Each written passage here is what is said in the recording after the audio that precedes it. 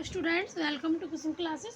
तो बच्चों, आज की इस वीडियो में हम करेंगे क्लास 8 की मैथ एक्सरसाइज 8.2 का क्वेश्चन सेकंड करेंगे बच्चों। ठीक है, तो क्वेश्चन सेकंड में देखिए हमारा क्वेश्चन क्या है कि निम्नलिखित एक पति युग्मों के रूप में लंबाई और चौड़ाई रखने वाले आयतों का क्षेत्रफल ज्ञात है। ठीक है बच्चों, तो हमें कुछ एक पति युग्म दिए गए हैं, इसको हमें लंबाई और चौड़ाई मानकर, आयत की लंबाई और चौड़ाई मानकर बच्चों हमें क्या करना है, क्षेत्रफल ज्ञात करना है। ठीक है, तो देखिए मैंने इस प्रकार से लिख लिए हैं जो भी हमें बुक में दिए गए हैं एक पदी युग्म, इनको हमें क्या करना है, आयत का क्षेत्रफल मानना है। ठीक है बच्चों, आयत का क्षेत्रफल जो होता है उसका फार्मूला क्या होता है, लंबाई गुणा चौड़ाई। तो इसको लंबाई और चौड़ाई मानकर हमें आयत का क्षेत्रफल निकालना है। ठीक है, तो सबसे पहले बच्चों जो आयत का क्षेत्रफल होता है वो होता है हमारा आयत का क्षेत्रफल कितना होता है, लंबाई, ठीक है, गुणे में चौड़ाई। तो एक को इसको हम लंबाई मान लेंगे, इसको हम चौड़ाई मान लेंगे और लंबाई चौड़ाई मानकर हम आयत का क्षेत्रफल ज्ञात करेंगे। ठीक है, तो हमने माना P जो है हमारा, जो ये लंबाई हमारा P है और चौड़ाई जो हमारा है वो क्या है, Q है। ठीक है, अब हम यहाँ लिखेंगे आयत का क्षेत्रफल, आयत का क्षेत्रफल। ठीक है, कितना होता है, लंबाई गुणे में चौड़ाई। तो हमारी लंबाई कितनी है, P है, चौड़ाई कितनी है, Q है। अब P और Q को बच्चों हम जब गुणा करेंगे तो हमारा कितना आ जाएगा, PQ आ जाएगा। P और Q को जब हम गुणा करेंगे तो कितना आ जाएगा, PQ आएगा। क्षेत्रफल बच्चों हमेशा इसके मतलब वर्ग में आता है ना, पीछे स्क्वायर लग जाता है, तो हम यहाँ पे लिखेंगे वर्ग इकाई। ठीक है, वर्ग इकाई।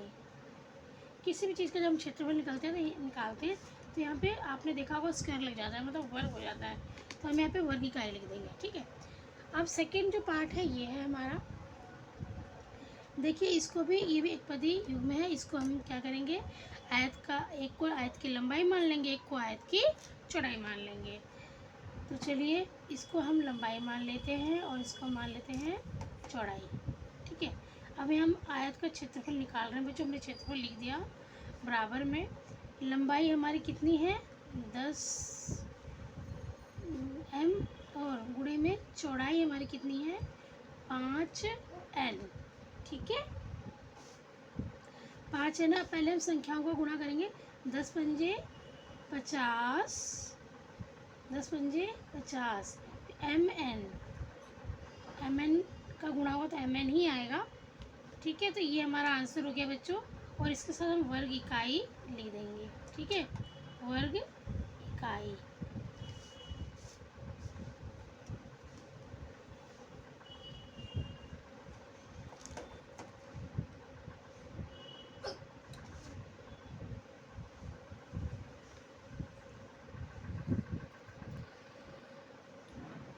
तो बच्चों हमारा जो थर्ड है, ये पहला था हमारा, ये सेकंड था, और ये अभी थर्ड है, और ये हमारा होगा फोर्थ। ठीक है, अब देखिए थर्ड हमारा क्या है, 20xy गुणा में 5y स्क्वायर है।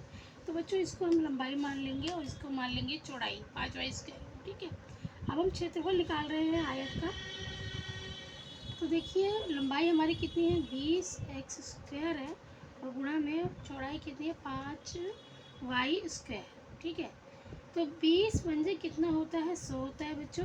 इन दोनों का हम गुणा करेंगे तो पहले हम संख्याओं को गुणा कर लेंगे, 20 पंजे 100 और x स्क्वायर का x स्क्वायर लिख देंगे, क्योंकि यहाँ कोई x स्क्वायर, x कोई है ही नहीं यहाँ पर, और y स्क्वायर हो जाएगा हमारा।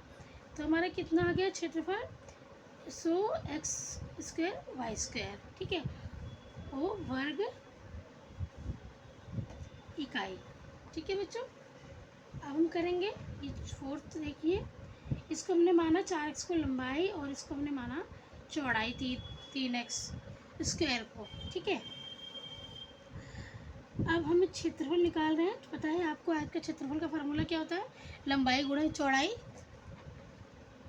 तो हम क्या करेंगे, 4x गुणा में 3x स्क्वायर, ये 4 3 12 हो जाएगा हमारा, और एक एक्स यहाँ है और एक एक्स स्क्वायर यहाँ है, तो यहाँ पे एक्स का क्यूब हो जाएगा, क्योंकि गुणा में बच्चों हमारी घातें जो है वो जुड़ती हैं, ठीक है। और यहाँ पे हमारा हो जाएगा वर्ग इकाई। अब हमारा एक लास्ट पार्ट और रह गया है, पाँचवा।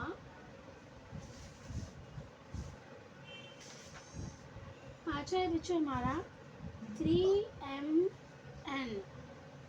फिर 4m, सॉरी n है यहाँ पे बच्चों, np, ठीक है।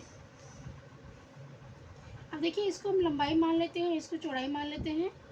हम क्षेत्रफल निकाल रहे हैं बच्चों।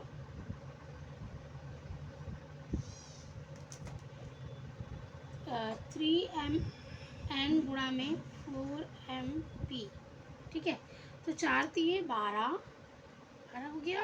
अब m का m से गुणा करेंगे तो m स्क्वायर हो जाएगा। n यहाँ पर एक n है, यहाँ पे नहीं है, तो यहाँ पे n हम ऐसे लिख लेंगे और हम p लिख लेंगे, ठीक है। तो हमारे यहाँ पे आंसर क्या आ रहा है, 12 m स्क्वायर n p। ये बच्चों हमारा इसका आंसर होगा, ठीक है। तो समझ में आ गया आपको, ये आयत का क्षेत्रफल हमारा इस तरीके से आ गया। और हम यहाँ पे वर्ग इकाई लिख देंगे। तो बच्चों ये सेकंड क्वेश्चन हमारा इस वीडियो में कंप्लीट हो गया। बहुत ही आसान क्वेश्चन था, बहुत ही आसान था। हमें कुछ एक प्रतियोग दिए गए थे, हमें क्या करना था, इसको लंबाई चौड़ाई मान के हमें क्षेत्रफल निकालना था आयत का, ठीक है। तो हमने निकाल दिया यहाँ पर। उम्मीद करती हूँ कि आपको बहुत अच्छे से समझ में आ गया होगा। अगर क्वेश्चन का आंसर अच्छे से समझ में आ गया तो प्लीज़ वीडियो को लाइक कीजिए। चैनल पर नए हैं तो सब्सक्राइब करके बेल आइकन पर प्रेस कर लीजिए, ताकि आने वाली वीडियो की अपडेट आपको मिलती रहे। धन्यवाद। हैप्पी दशहरा।